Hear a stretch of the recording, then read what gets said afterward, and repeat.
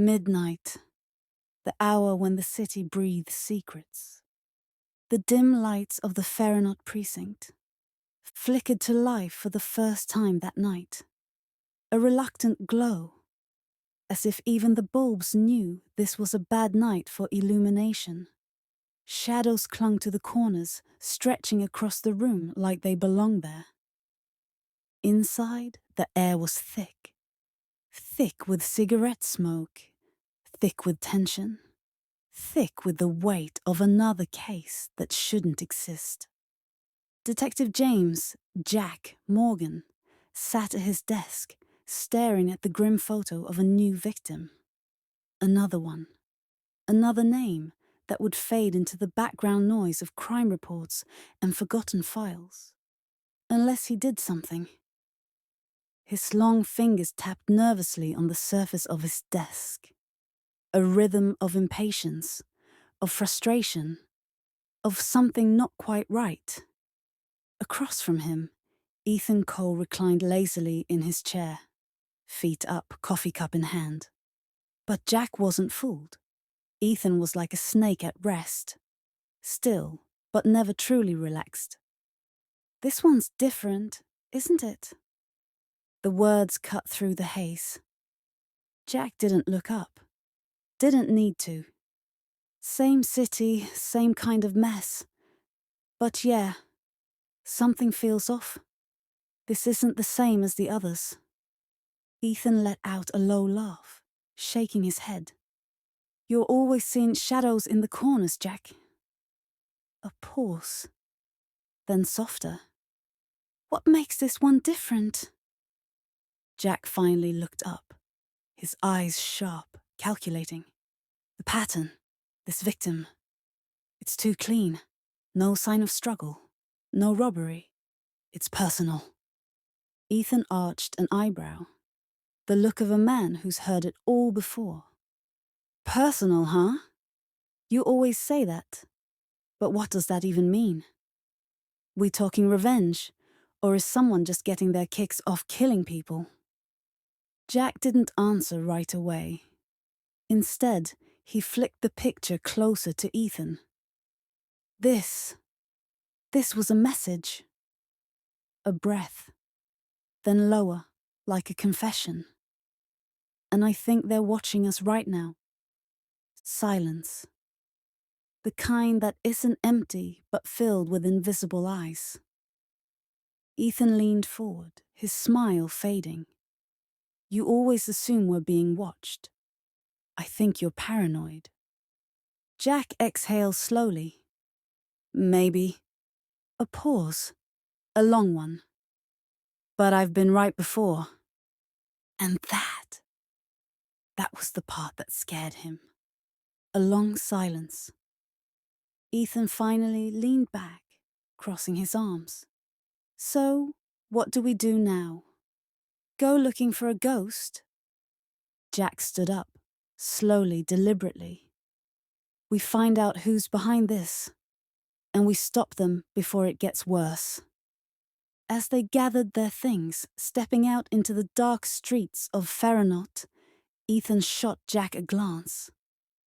"You ever think we're chasing something that doesn't want to be found?"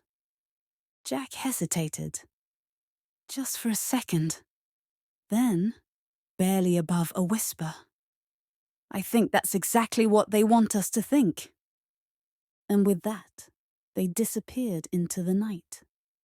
The night air was heavy with the scent of rain as they stepped out of the precinct and into the chaos of the city. Neon signs flickered, their light barely cutting through the fog that clung to the street corners. The sound of distant traffic mixed with the occasional siren. But there was an eerie quiet in the spaces between. "This is it," Ethan said, his voice lowering as they walked down the narrow alley. "The heart of the city. If there's something hiding here, it's bound to show itself." Jack wasn't so sure. "Everything here is a mask. You never know what's real until you look close enough." They approached a rundown building, one that looked like it hadn't seen a coat of paint in decades. Inside, the smell of stale beer and cigarette smoke clung to the air. The kind of place that didn't ask questions, where people who didn't want to be found went to disappear. At the bar, a familiar face greeted them with a slow, lazy smile. "Well, well, look who's here," said Mitch, a low-level informant who seemed to have more dirt than anyone in the city. "What's the deal tonight? You two looking to get your hands dirty, or just looking for something to drink?" "We're looking for answers," Jack said bluntly. "You know anything about the recent murders?" Mitch chuckled, swirling the ice in his drink. "Murders, huh? That's a hot topic. What makes you think I know anything about that?" Ethan crossed his arms, leaning in. "We don't have time for games, Mitch. You've been around long enough to know what happens when people keep secrets." Mitch raised his glass, taking a slow sip before setting it back down.